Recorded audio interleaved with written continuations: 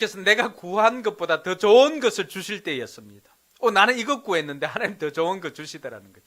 그 이유를 몰랐는데 나 대신 성령님께서 내게 더 필요한 것을 아시고 하나님 앞에 구해 주었기 때문에 내가 받을 수 있었던 것입니다. 그래서 종종 우리가 하나님 앞에 아반떼를 구했는데 그랜저 올 때도 있습니다. 물론 맨날 그런 건 아닙니다. 그 왜 그런가?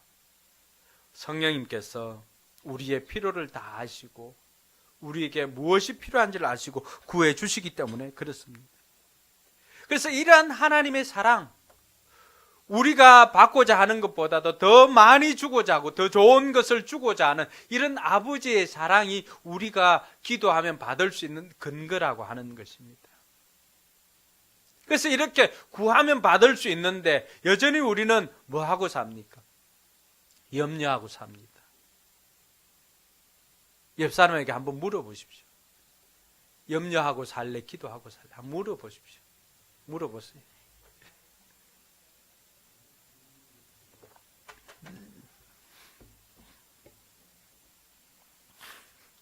여러분 어떻게 사시겠습니까? 앞으로. 그럼 속으로 기도하면서 또 염려해야지.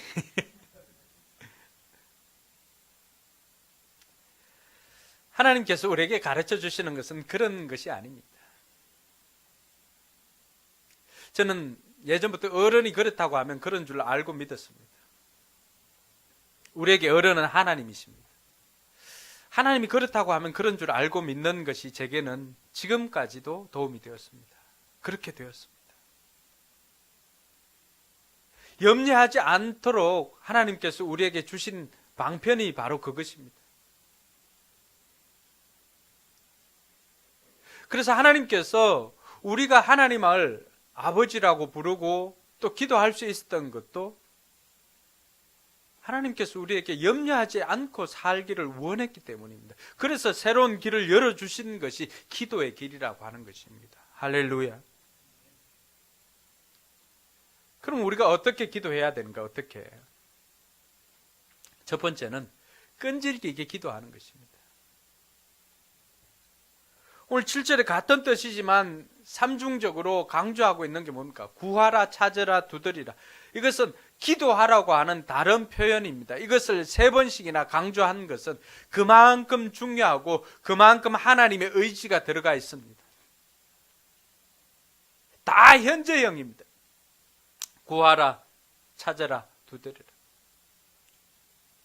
받는 것도 구하면 얻게 되고 찾게 되고 얻게 되고 열리게 되는 이것도 다 현재형입니다. 다 왜 현재형으로 했을까? 하나님께서는 우리가 기도할 때 끝까지 끈질기게 기도하기를 원하십니다. 뭘 보면 알 수 있는가 하면은 오늘 이 말씀과 본문이 같이 나와 있는 누가복음 11장에 보면 알 수가 있습니다. 누가복음 11장에는 제자들이 예수님께 나와서 11장 1절에 보니까 예수님께 기도를 가르쳐 달라고 했습니다. 예수님 우리에게 기도 좀 가르쳐 주세요.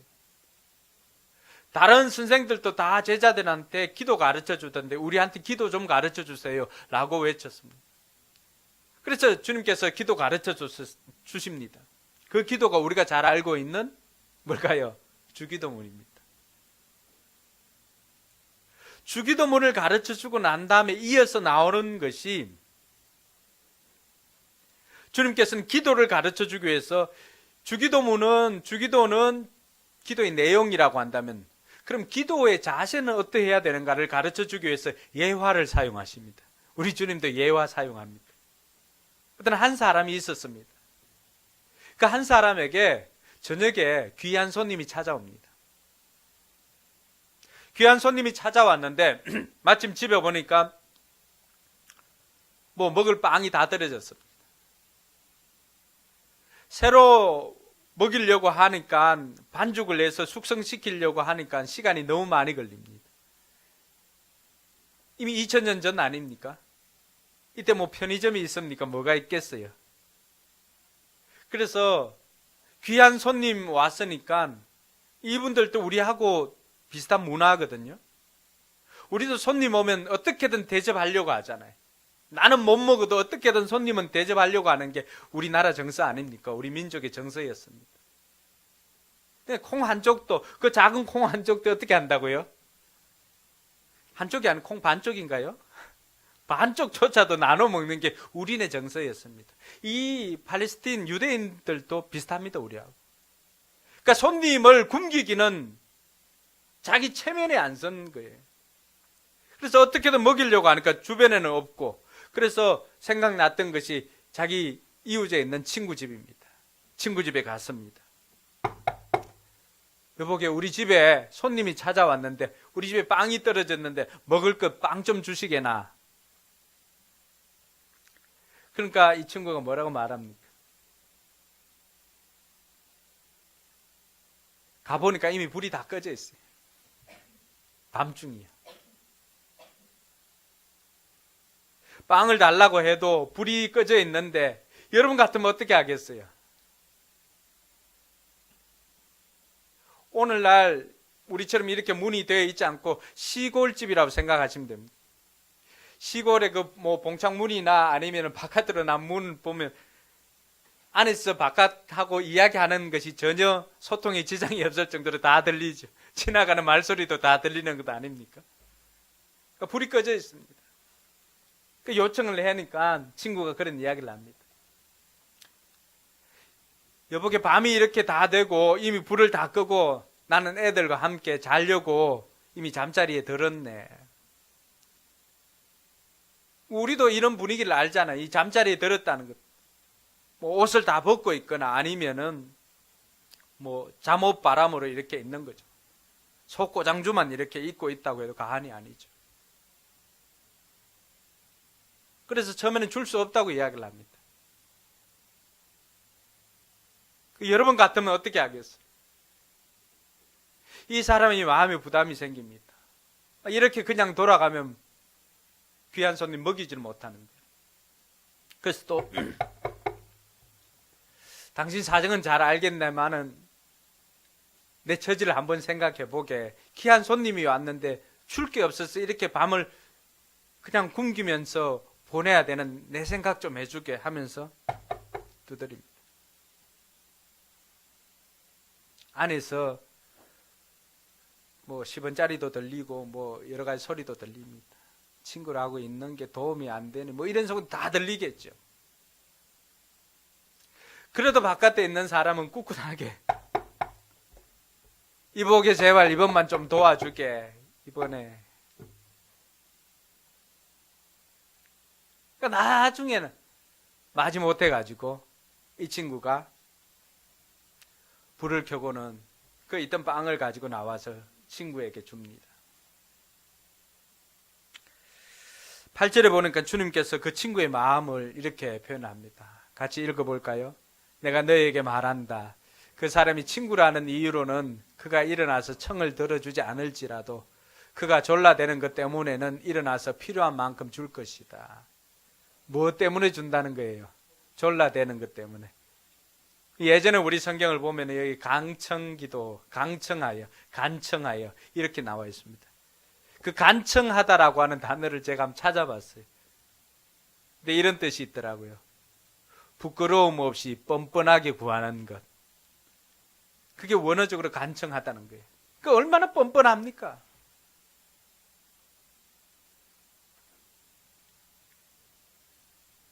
주님께서 오늘 저와 여러분들에게 기도의 자세를 가르쳐 주면서 해주는 게 있습니다.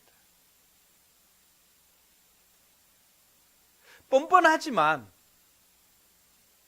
그러니까 설령 받을 자격이 없고 뭐 그렇게 수모를 주고 한다 할지라도 우리에게 뭐 할 때까지 계속 요구하라는 것입니까? 받을 때까지. 주님께서 우리에게 말씀해 주시는 것은 그래도 된다는 것입니다. 그래도 된다는 것. 뻔뻔하지만, 차마 나오기는 부끄럽지만 그럼에도 불구하고 뻔뻔하게 요구하라는 것입니다. 그러면서 구하라, 찾으라, 두드리라 같은 말을 계속해서 반복하는 이유가 거기에 있습니다. 기도라고 하는 것은 한 번 하고 마는 것이 아니라고 하는 것입니다. 기도라고 하는 것은 내 필요가 채워질 때까지 구하라고 하는 것입니다. 그게 기도라고 하는 것입니다. 여러분, 채워지지 않으면 염려가 조금 일부분이 없어졌다고 해서 염려가 다 사라졌나요? 김목자 성도님, 암세포가 이렇게 큰 게 있다가 좀 줄어드니까 염려가 없던가요? 감사는 있지만은 그 감사와 더불어서 옆에 붙어 있는 게 뭐예요? 염려가 있지요. 염려가 있습니다. 그래서 염려가 없으려면 어떻게 해야 돼요? 이게 다 사라질 때까지 구하는 거죠. 하나님께서 오늘 저와 여러분들에게 요구하는 것도 그겁니다.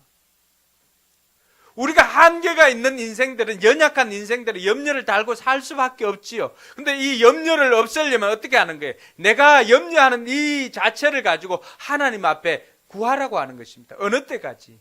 얻을 때까지, 찾을 때까지, 열릴 때까지. 한 번 하고 마는 게 아니에요.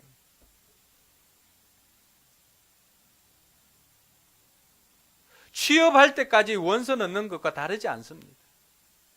될 때까지 하는 거예요. 될 때까지. 주님께서 오늘 저와 여러분들에게 가르쳐 주고자 하는 기도가 바로 그런 것입니다. 그래서 11장 8절 다음에 나오는 9절에 이어지는 9절이 뭐라고 되어 있냐 그러면은 오늘 우리가 읽었던 말씀입니다. 구하라.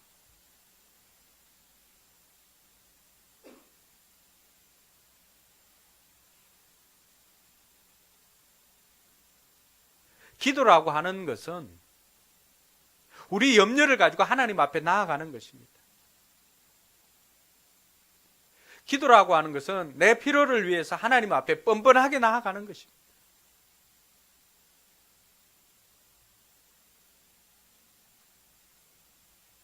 받을 자격이나 이런 거 생각하고 나아가는 것 아닙니다. 간절하면 평소의 관계도 생각하지 않고 나아갈 수가 있습니다. 그렇지 않던가요? 얻기만 한다면 뭐라도 할 수 있을 것 같지 않았습니까?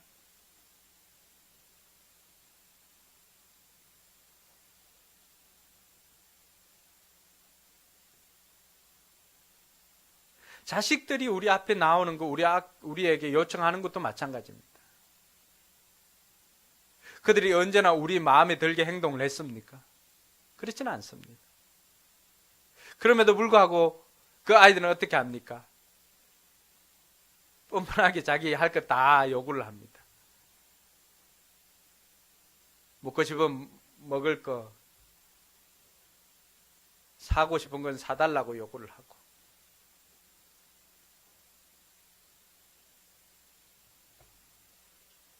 연주가 엄마 신경 써서 엄마 체면 생각해서 구하는 거 자제하고 이렇게 하던가요? 그렇진 않죠. 네. 근데 우리는 하나님 앞에 나갈 때 종종 체면 이렇게 생각하는 것 같아요. 주님께서 우리에게 가르쳐 주는 것은 그게 아닙니다. 좀 뻔뻔하게 나오라고 요구합니다. 뻔뻔하게 나오라고 하는 데는 어떤 의미가 있나요? 주고 싶어서 안달하시는 그 부모의 마음이 거기에 있습니다. 말하면 줄 것인데.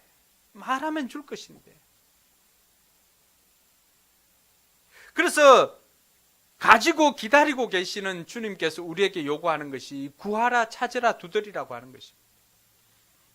우리는 몇 번 해보고 안 되면 포기합니다. 근데 주님께서 요구하시는 것은 기도는 그게 아니야. 그 하나를 통해서 우리에게 가르쳐 주는 것은 앞으로 계속해서 살아갈 때 그 원리를 가르쳐 주고자 하는 것입니다. 하나를 구해서 얻었으면은 또 다른 염려가 있지 않습니까? 그것도 어떻게 하라는 거예요? 계속해서 구하라고 하는 것입니다. 구하라. 얻을 때까지. 그러면 또 기쁨을 누리고 또 그러는 가운데 또 염려가 생기면 어떻게 합니까? 또 구하라고 하는 것입니다.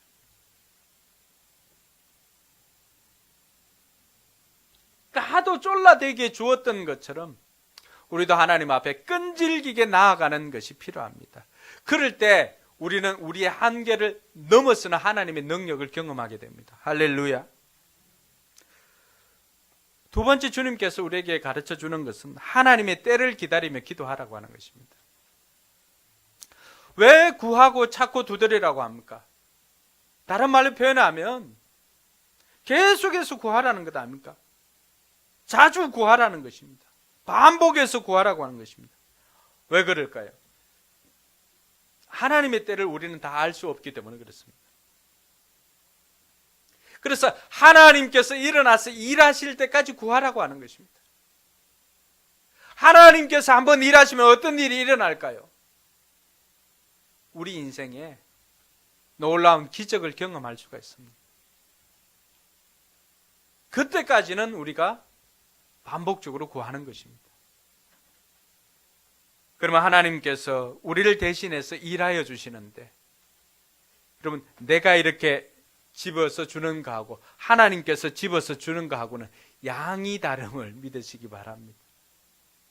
그래서 한번 집어주니까 우리 인생에는 때로는 30배, 60배, 100배를 경험하게 되는 것입니다. 한 사람이 1000을 담당하고 두 사람이 10,000을 담당할 수 있는 것이 무엇 때문에 그렇습니까? 하나님께서 우리를 대신하여 일하여 주시기 때문에 그런 것을 경험합니다. 기드온이 전쟁을 앞에 두고 하나님께서 하신 일이 뭡니까? 3만 이상이나 모였지만 그 사람들 다 돌려보내고 300명을 데리고 합니다. 3만이 하면 어떻게 될까요?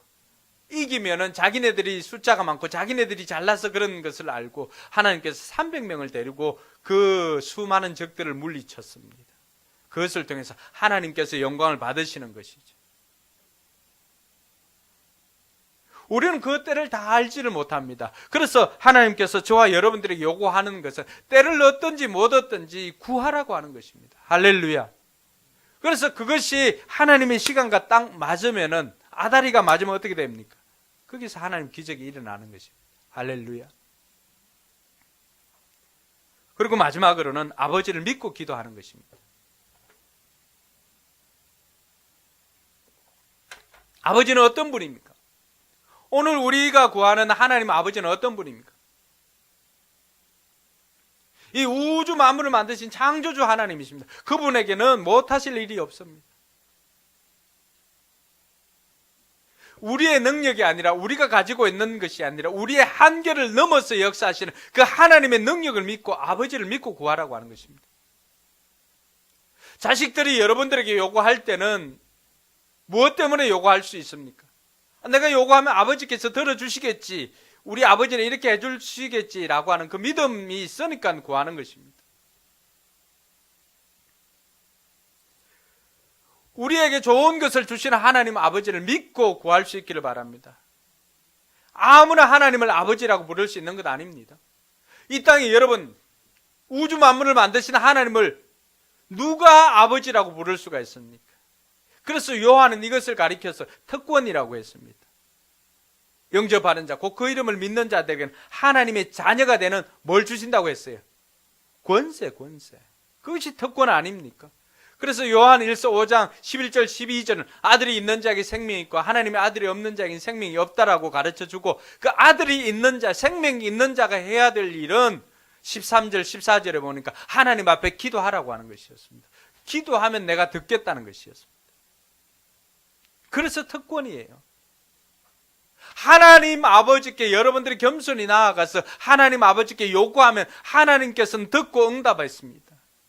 그래서 그 아버지를 믿고 구할 수 있기를 바랍니다.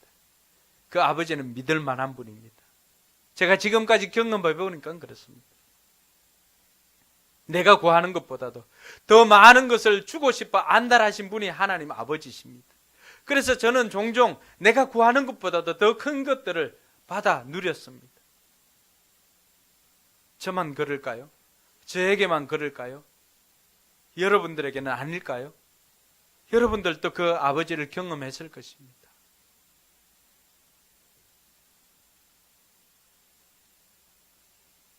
그 하나님 앞에 주님께서는 간구하라는 것입니다. 좋은 것을 주시는 아버지, 구하면 좋은 것을 주시는 아버지. 여러분 한번 눈을 감아 보시기 바랍니다. 세상은 우리를 보고 무작정 도와주진 않습니다. 은행에 갔어도 필요해서 돈을 달라고 하면 우리의 신용 등급을 체크를 합니다. 자격으로 체크를 합니다. 받을 수 있는지 없는지.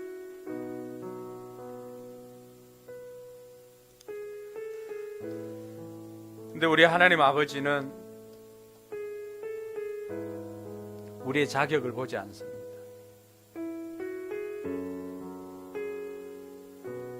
우리 안에 예수 그리스도가 있고 예수 그리스도로 말미암아서 하나님의 자녀가 된 누구에게나 구하면 다 주시겠다고 약속하고 계십니다. 여러분, 이 시간에 여러분 마음속에 있는 여러분을 힘들게 했던 그 염려거리, 걱정거리, 그것이 무엇이든지 하나님 앞에 구할 수 있기를 바랍니다. 하나님께서는 우리에게 그것을 구하는 사람에게 주실 것이다 약속하고, 찾는 사람은 찾게 되고 두드리는 사람은 열리게 될 것임을 말해주고 있습니다.